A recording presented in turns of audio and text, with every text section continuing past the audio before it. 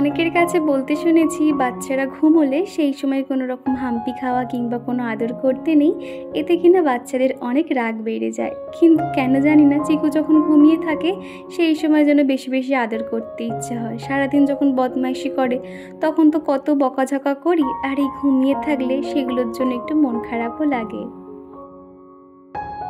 তো বন্ধুরা, সুপ্রভাত। কেমন আছো তোমরা সবাই? আমি দীপা। আমার নতুন আরও একটি ঝলমলের ব্লগে তোমাদের সকলকে জানাই অনেক স্বাগত, অনেক ভালোবাসা। আর আজকে হলো শুক্রবার, ঘড়িতে এখন বাজে 7:45। আজকে অনেক দেরি করে ফেলেছি, কি বলবো আর তোমাদের। কেন দেরি করেছি একটু পরেই বলছি।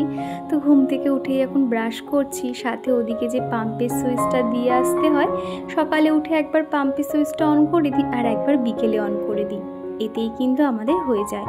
আর উপরেই যে ওনারা থাকে, এই যে একটা গেট আছে, এটা হলো একটা কমন গেট, মানে আমি চাইলে ওদের উপরে যেতে পারবো, ওনারা চাইলেও কিন্তু আমাদের ভিতরে আসতে পারবে।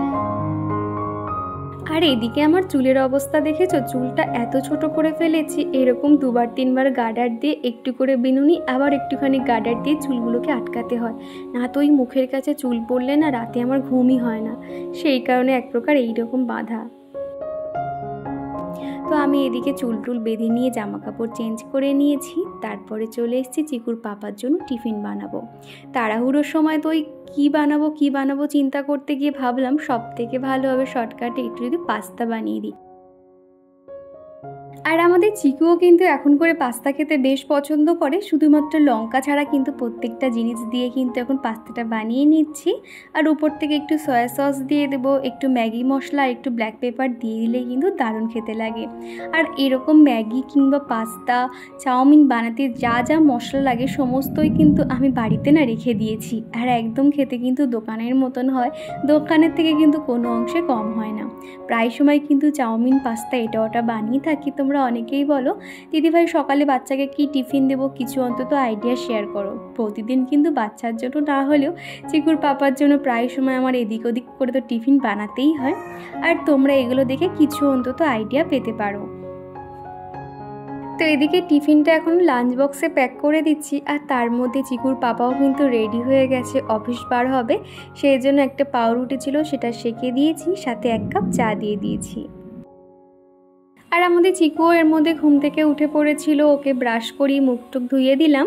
তো 1 গ্লাস জল ওর হাতে ধরিয়ে সোজা চলে এসেছি আমার বেডরুমে। দরজা জানালাগুলো না খোলা অবধি ঘরগুলো যেন কোমট গরম হয়ে থাকে। আর আজকে ভেবেছিলাম বেডশিটটা চেঞ্জ করব, তারপরে ভাবলাম যে না, অনেক কিছু কাজ আছে, রান্নাবান্না পড়ে রয়েছে, আজকে নয় অন্যদিন বেডশিটটা চেঞ্জ করব। আর এমনি তো একটু মেঘলা ওয়েদার হয়ে রয়েছে এই কদিন, সেই জন্য ভাবলাম থাক, যেরকম আছে, শুধু বিছানাটা দেখো সুন্দর করে আমি গুছিয়ে নিয়েছি।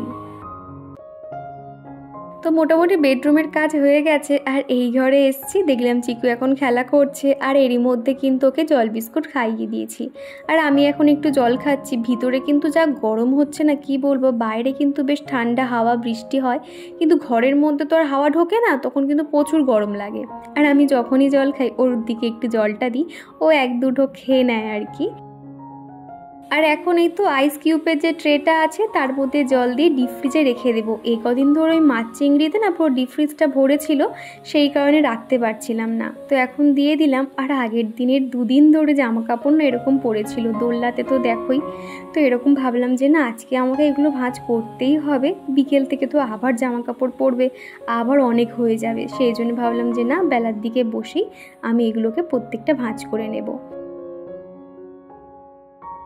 আমার 1-2 জন বন্ধু জানতে চেয়েছো চিকুর ভালো নাম কি। চিকুর ভালো নাম হলো সৌরদীপ দাস। আসলে আমার আর চিকুর পাপার নাম অনুযায়ী কিন্তু ওর নামটা রাখা হয়েছে। আমার নাম যেহেতু দীপা আর আমার হাজব্যান্ডের নাম যেহেতু সৌরভ, তাই ওর নাম দেওয়া হয়েছে সৌরদীপ দাস। আর এই নামটা কিন্তু ওর ঠাম্মি পছন্দ করেছে। আর চিকুর পাপার নাম দেওয়ার ইচ্ছে ছিল রায়ান, যেহেতু মা পছন্দ করেছে তার উপর তো কোনো কথাই হবে না, সেই জন্য ওর নাম কিন্তু সৌরদীপ দাস আমরা রেখেছি। তারপরে এখন চলে এসেছি দুপুরে রান্নাবান্না করতে। আর এর মধ্যে কিন্তু অনেক কাজকর্ম সেরেছি, সেগুলো না আর ক্যামেরা নিয়ে ছুট পাড়াপাড়ি করিনি, সেগুলো আমি অফ ক্যামেরাতে করে নিয়েছি। তো আজকে রান্না করব পুঁইশাক কুমড়ো দিয়ে চিংড়ি। সত্যি কথা বলতে এরকম চচ্চড়ি কিংবা মাছের মাথার ঘন্ট বলো, খুব একটা কিন্তু আমি ভালো পারি না, মোটামুটি আর কি খাওয়ার মতন এরকম পারি। তো এদিকে দেখো আমি একটু পেঁয়াজ কুচে নিয়েছি, একটু বেগুন আর একটু টমেটো কুচে নিয়েছি। আর ওদিকে এখন কুমড়ো আলুটা ভাজা ভাজা হয়ে গেলে ওই যে ডাঁটাগুলো যেগুলো রেখেছি পুঁই শাক ডাঁটা সেগুলো দিয়ে দেবো। আর এক দিদিভাই বলেছো দীপা তোমার বাড়ির সামনেটা ঘুরিয়ে দেখাবে। ঠিক আছে দিদিভাই, আজকে তো ভিডিওতে দেখাতে পারলাম না, কোনো একটা ভিডিওতে বাড়ির সামনেটা ঘুরিয়ে দেখিয়ে দেব। আর সুপ্রিতা বনু বলেছিলে দিদিভাই আমিও তোমার মতন ভাড়া বাড়িতে থাকি, আমার বাড়ির সামনে কোনো জায়গা নেই, তবে আমার গাছপালা বেশ ভালো লাগে, আমার ঘরের মধ্যে আমি গাছ লাগাতে চাই, ঘরের মধ্যে কোন গাছ লাগালে সবথেকে বেশি ভালো হবে বলো তো? কি জানো তো সুপ্রিতা, সব থেকে যেটা ভালো হবে মানি প্ল্যান্ট গাছ কিন্তু কোনো রকম তোমার ওই যে সূর্যের তাপ কিছুই লাগে না আর কি, মোটামুটি ঘরেই খুব ভালোভাবে গ্রো করে। সব থেকে ভালো তুমি ঘর সাজানোর জন্য মানি প্ল্যান্ট ব্যবহার করতে পারো, এগুলো কিন্তু অনেক সৌন্দর্য বাড়িয়ে দেয় ঘরে। আর এছাড়া তুমি ইনডোর প্ল্যান্টও ব্যবহার করতে পারো, তুমি যে কোনো নার্সারিতে গিয়ে ইনডোর প্ল্যান্ট বললে তারা কিন্তু দিয়ে দেবে। তো আমি কিন্তু দুদিকে রান্না বসিয়ে দিয়েছি যাতে ঝটপট আমি রান্না করে নিতে পারি। তো এদিকে পমফ্রেট মাছের ঝাল করব পেঁয়াজ দিয়ে, আর এদিকে তো চিংড়ি দিয়ে পুঁই শাক কুমড়ো দিয়ে চচ্চড়ি করব। তো এদিকে চচ্চড়িটা হচ্ছে আর এদিকেও মাছটা ঝটপট বসিয়ে নিচ্ছি। মাছের ঝাল করতে কিন্তু বেশিক্ষণ সময় লাগে না, তাড়াতাড়ি হয়ে যাবে। আর রিম্পা জিজ্ঞাসা করেছো দিদিভাই তুমি কেমন আছো? খুব ভালো আছি গো রিম্পা। আর তোমরা এত সুন্দর সুন্দর কমেন্ট করো, খারাপ কি থাকতে পারি বলো? আমার এক বন্ধু কমেন্ট করে বলছিলে দিদিভাই তোমার ভিডিও এত সুন্দর চকচকে ঝকঝকে কি করে? এর জন্য কয়েকটা টিপস দিয়ে বলি তোমাকে মাথায় রাখতে হবে। প্রথমত তোমাকে যখন তুমি কোনো কাজকর্ম দেখাচ্ছ সেগুলোকে তোমাকে ব্যাক ক্যামেরায় শ্যুট করতে হবে।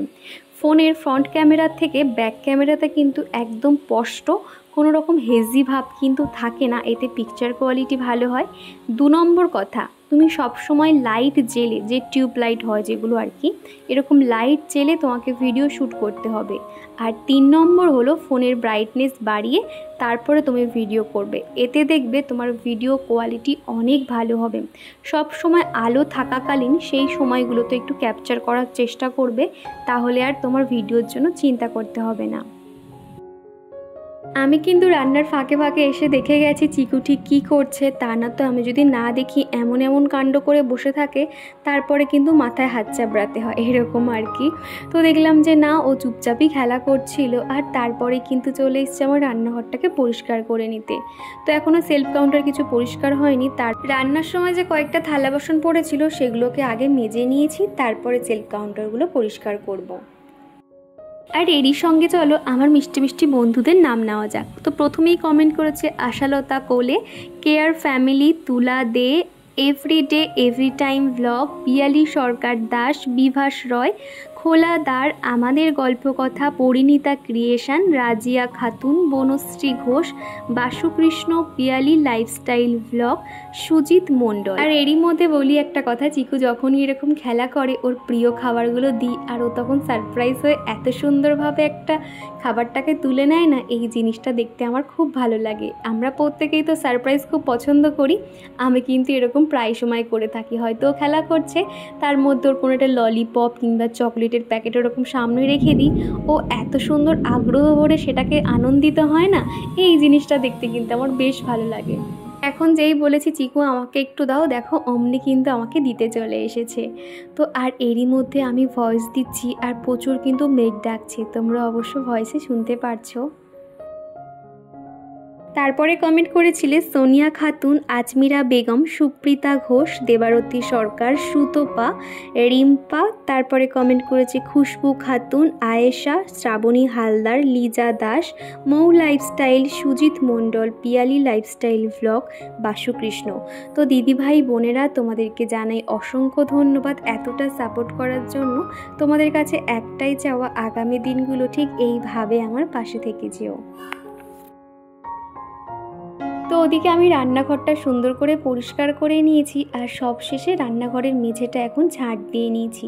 রান্না শেষে দেখবে একটু ধুলোবালি হয়ে যায়, সেক্ষেত্রে যদি একটু ঝাঁট দিয়ে আর এরকম নিমাইল কিংবা ফিনাইল দিয়ে পরিষ্কার করে নিই তাহলে কোনো রকম মাছি, আরশোলা এরকম জিনিসের কিন্তু উপদ্রব হয় না, রান্নাঘর সবসময় পরিষ্কার থাকে আর একটা সুগন্ধ বার হয়। এই নিমাইলটা এত ভালো না কি বলবো, এই নিয়ে 2টো বোতল আমরা ব্যবহার করছি, খুব ভালো, ঘর মোছার বেশ অনেকক্ষণ পর্যন্ত ঘরে গন্ধটা বেশ থাকে। তো এই যে সমস্ত কাজকর্ম সেরে মা ছেলেতে মিলে এখন ভাত খেতে বসেছি। সকালে তো দেখেছো কী কী রান্না করেছি। আর আজকের ভিডিওটা এই পর্যন্ত রাখছি, আবার দেখা হচ্ছে নেক্সট ভিডিওতে।